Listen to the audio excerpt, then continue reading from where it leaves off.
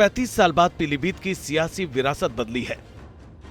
जिस चुनावी जमीन की बुनियाद पर वरुण गांधी ने यूपी और देश में अपने सियासी विस्तार का सपना देखा था, वो जमीन अब खिसक चुकी है।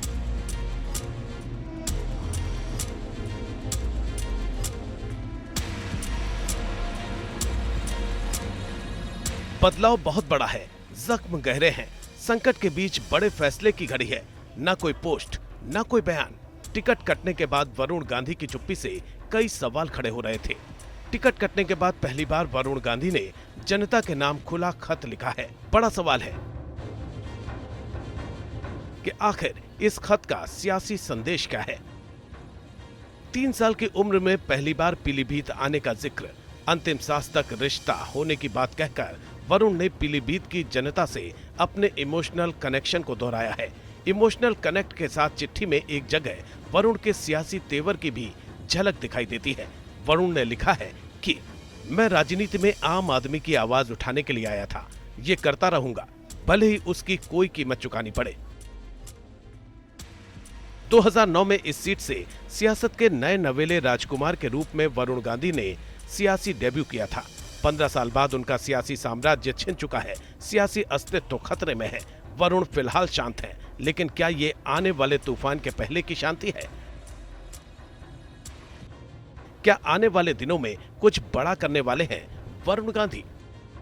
लेटर में वरुण गांधी ने ना बीजेपी का जिक्र किया और ना चुनाव का।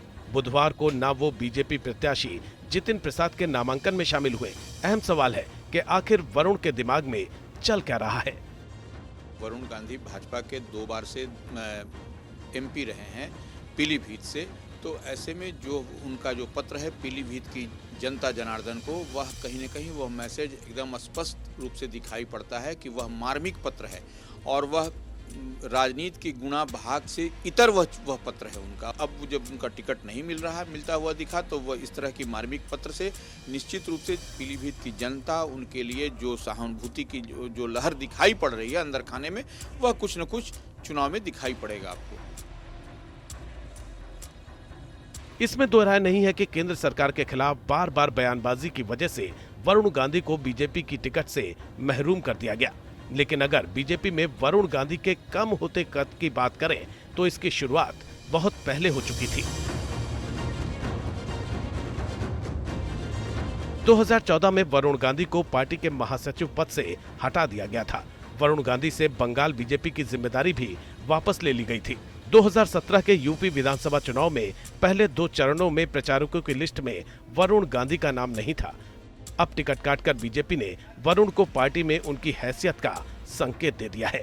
ये दुर्गति उस नेता की है। 2016 में उसके समर्थक सीएम फेस के तौर पर प्रोजेक्ट कर रहे थे। आखिर वरुण गांधी का ऐसा हाल क्यों हुआ? पिछले 10 साल के दौरान बीजेपी के लिए वरुण की अहमियत क्यों कम होती चली गई? इसमें दो राय नहीं है कि वरुण गांधी की अपनी सियासी विरासत है, लेकिन बीजेपी का अपना अनुशासन है। बयानों के जरिए वरुण गांधी ने इस अनुशासन को तोड़ा है। वरुण का टिकट काटकर बीजेपी ने बता दिया है, कोई भी पार्टी से ऊपर नहीं है। वरुण गांधी को पीलीभीत से भारतीय जनता पार्टी ने इस बार टिकट नहीं दिया है और वरुण गांधी ने जिम्मेदारी का परिचय देते हुए कोई बगावती रुख नहीं अपनाया है। उन्होंने पार्टी के फैसले को स्वीकार किया है और भारतीय जनता पार्टी ने ये भी बता दिया है कि पार्टी उनके या उनके परिवार के खिलाफ नहीं है और उनकी माता जी मेनका गांधी को भारतीय जनता पार्टी ने सुल्तानपुर से उम्मीदवार बनाया है।